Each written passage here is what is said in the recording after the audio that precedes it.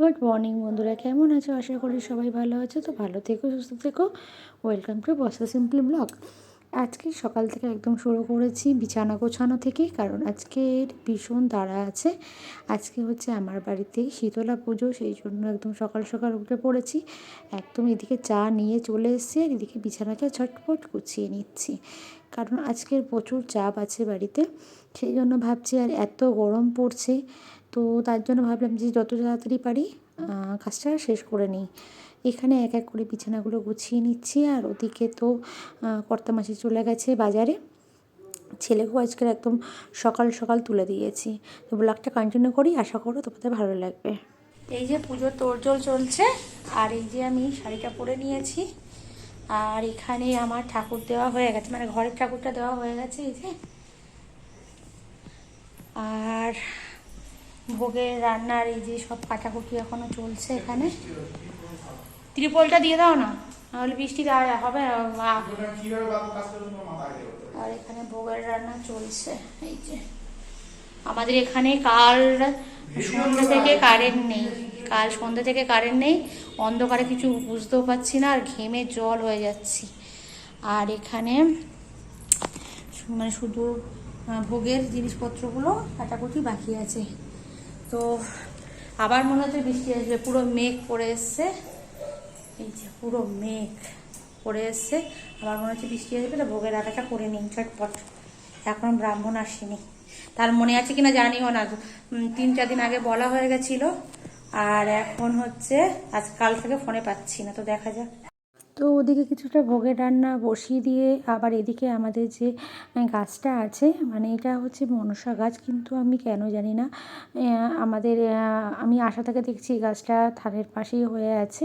আর এই যে থানটা নতুন করে করেছি, তোমরা সবাই যারা আমার ব্লগ দেখেছো তারা হয়তো দেখেছো, না দেখলে তারা, মানে যারা না দেখোনি এখনও পর্যন্ত তারা দেখে নিও। এই থানটা, তুলসী মণ্ডপটা আমি নতুন করে করেছি। আর এই গাছটাকে আমরা প্রতি বছর আর কি স্নান করাই, করিয়ে তারপরে নতুনভাবে আবার শাড়ি পরিয়ে দিই। আর যে পুরানো শাড়িগুলো থাকে, মানে একটা বছর তো থাকে, সেইভাবে থাকে না, পচে যায়, তারপর নষ্ট হয়ে যায়। তো সেগুলো যতটুকু থাকে ততটুকু আর কি ওইভাবে সাইডে রেখে দিই, দিয়ে আবার একটু গাছটাকে ভালোভাবে স্নান করিয়ে দিই, আর স্নান করিয়ে দিয়ে তারপর নতুন শাড়ি পরিয়ে দিই। আর এখানে দেখছো আমি আর আমার ননদ মিলে এখানে শাড়িটা পরাচ্ছি। আর এখানে আর কি শাড়ি, গাছের গায়ে শাড়ি পরানোটা খুব ডিফিকাল্ট ব্যাপার, খুবই ডিফিকাল্ট ব্যাপার, তাও যতটা পারছি।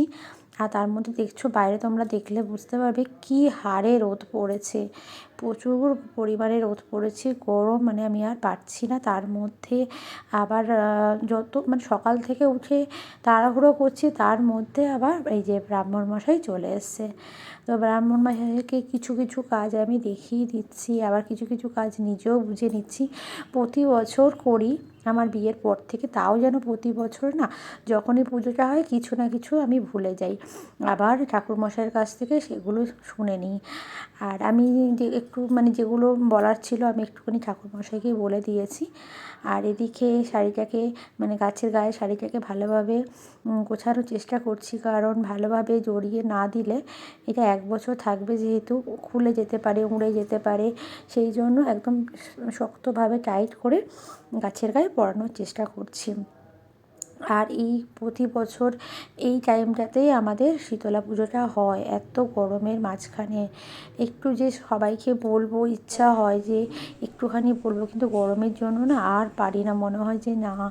আর মানে প্রতি বছরই ভাবি যে একটু লোকজন বলবো, কিন্তু সেইভাবে বলে ওঠা হয় না, কারণ গরমের জন্য নিজেও পারি না, সেই জন্য আর বলা হয় না। আর এই জায়গাও আমার ছেলেকেও সকাল সকাল স্নান করিয়ে দিয়েছি, আজকেও স্কুলটা অফ হয়ে গেছে। আর এখানে ঠাকুর মশাইয়ের সাথে ও হেল্প করছে। আর এইদিকে দেখো খিচুড়িটা শুধু সবেমাত্র করতে পেরেছি, এখনও ভোগের অর্ধেক রান্না হয়নি। এটা হচ্ছে আমাদের কুলো বরণ করা হয়, এই কুলোটাকে নিয়ে আমি মাথায় নিয়ে ঘুরবো, সেই জন্য এটাকে রেডি করছি। ওদিকে মানে কিছুটা গুছিয়ে রেখে আমাদের আবার কুলো নিয়ে বেরোতে হয়, ওই নিয়মটা আছে। তো এখানে আর কি কুলো নিয়ে বেরোনোর জন্য এখানে যে আমাদের ঘট বসানো হয়েছে কুলোর মধ্যে, ওটাকে ঠান্ডা করার ব্যাপার আছে। তো নতুন তুলসী মঞ্চপে আমরা এখনও শুরু করিনি, এটা আগের পুরানো তুলসী মঞ্চপ আমাদের আছে, সেটাতেই যেহেতু প্রতি বছর করা হয় ওই জন্য এখানেও করা হচ্ছে। তো আগে শুনেছি যে এই কুলোটা নিয়ে প্রতি বাড়িতে যেতে হতো, আর এখন আমি প্রতি বাড়িতে যেতে পারি না, কারণ একে প্রচুর এই টাইমটায় গরম তোমরা জানো, তার মধ্যে খালি পায়ে একদম হাঁটতে পারি না। তবে তাও চেষ্টা করি যতটা যে কজনের বাড়িতে যাওয়া যায়, এটা মনে আনন্দও লাগে, ভালো লাগে বেশ সবার সাথে ঘুরতে। তো তোমরা ব্লগটা কন্টিনিউ করো, আর যাদের এই নিয়মটা আছে অবশ্যই আমাকে জানিও। আর সবার এই নিয়মটা থাকে না, কিছু কিছু জনের থাকে, তবে আমি জানি না কাদের আছে। তো যাদের আছে আমাকে প্লিজ একটু জানিও। আমার কাছে মানে আমার বিয়ের পরে এই নিয়মটা একদম আমার কাছে নতুনত্ব, কারণ আমাদের বাপের বাড়িতে এই নিয়মটা ছিল না, এখানে শ্বশুরবাড়িতে এসে এই নিয়মটা একদম প্রথম দেখেছি। তো যাওয়া যাক, তোমরা চলো আমার সাথে, পুরো ব্লগটা কন্টিনিউ করো, ভীষণ ভালো লাগবে।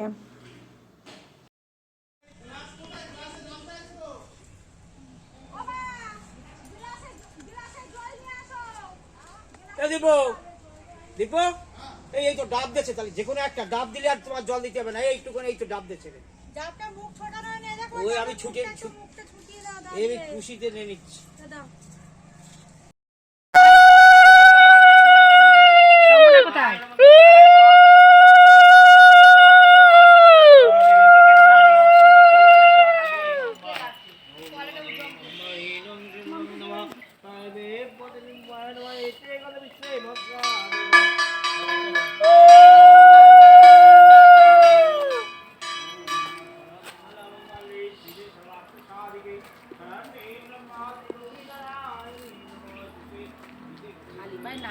কুলোটা সোজা কর, পেছন দিকে একটু সোজা কর, নাহলে বেঁকে যাচ্ছে তো। হ্যাঁ,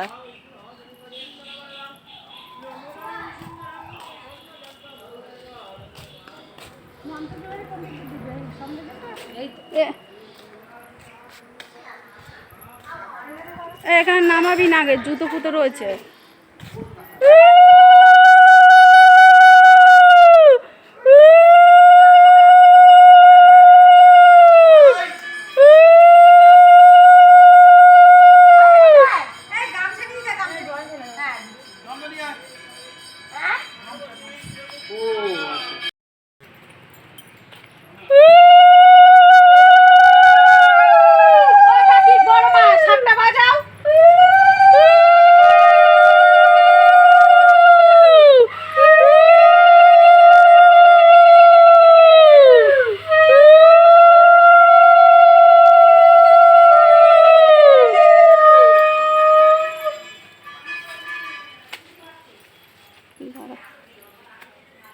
ও বৌদি,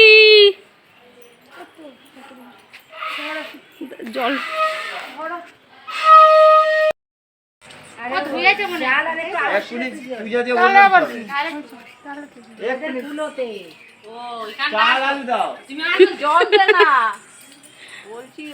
এমনি জল ঢেলে দিতে হয়, চাল আলু করে দিতে হয়। এবং ভাই গামছাটা রাখো তোমার কাছে, কি লাস্ট চাল পাল্টাবে নাকি ভালো ভাই।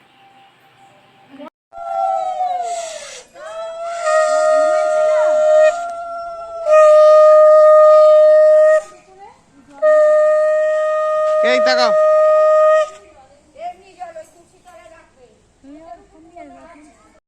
এখানে আমরা কুলো নিয়ে চলে এসেছি, এই যে পাড়া থেকে ঘুরে কুলোটা সাইডে রাখা হয়েছে, কারণ এই কুলোটা কিছুক্ষণ বাদে যখন পুজো শেষ হয়ে যাবে তখন আবার কুলোটাকে স্নান করাতে হবে, ঠান্ডা করতে হবে।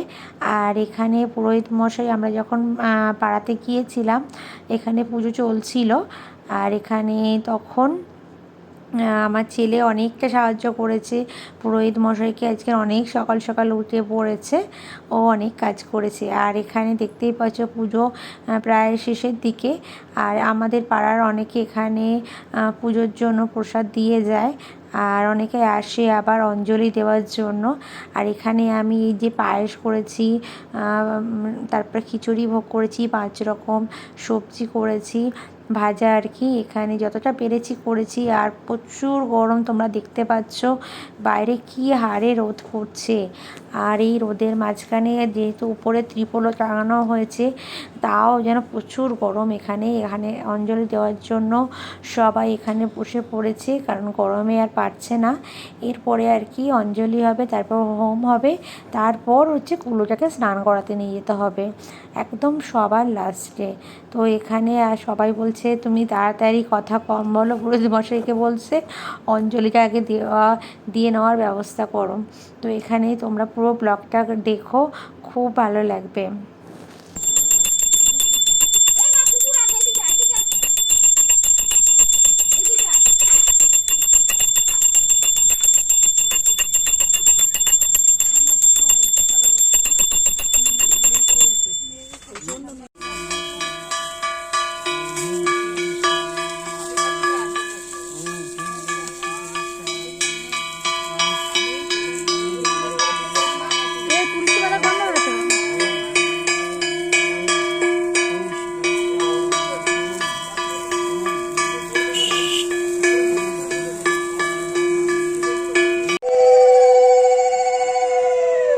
তুই আগে যাওয়ার নোট দেবো, তুই ঝোঁক করে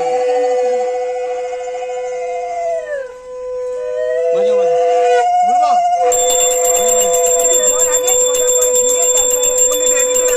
ও দক্ষিণ পথ করে ডান দিক দে, দক্ষিণ আর পড়ছে। ওই হয়নি, ওই হবে।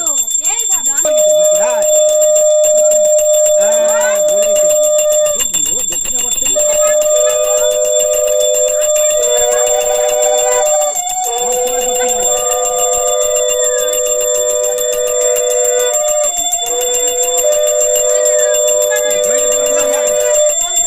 ঘরে চলে যাও।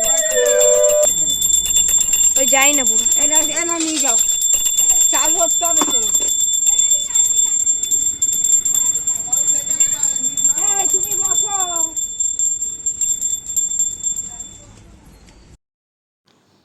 এইবার হচ্ছে আমাদের এখানকার লাস্ট নিয়ম, মানে এই পুজো শীতলা পুজোর একদম শেষ নিয়ম হচ্ছে যে কুলোটাকে নিয়ে ঘট সমেত স্নান করতে হবে। আর কুলোর মধ্যে যে চাল টালগুলো রাখা হয়েছিল সেটাকে আঁচল পেতে নিয়ে ঘরে উঠতে হবে। এটা একদম আমার কাছে নতুনত্ব নিয়ম, একদম আমাদের মানে বাপের বাড়িতে এই নিয়মটা নেই। আমি বিয়ের পরে একদম শ্বশুর বাড়িতে এইগুলো একদম নতুন নিয়ম। আর এখানে দেখছো মানে যেহেতু এখন আর সেই কল ফলগুলো নেই, তো এই যে পাইপের জলেই স্নান করতে হবে, কিছু করার নেই। আর এখানে একদম কর্তামশাই নিচু হয়ে স্নান করছে, কিছু করার নেই, যতটা পারছে মাথাটাকে নিচু করার চেষ্টা করছে। আর এই ব্লগটা তোমরা আশা করি যাদের ভালো লেগেছে অবশ্যই একটা করে লাইক কমেন্ট শেয়ার করো। আর যারা এখন আমার পরিবারে আসোনি প্লিজ আমার পরিবারে চলে এসো আর আমার পাশে থেকো, কারণ তোমাদেরকে না পাশে পেলে আমি যতটুকু ভিডিও ছাড়ছি সেইটুকুও আমার ভালো লাগবে না। তো প্লিজ পাশে থেকো।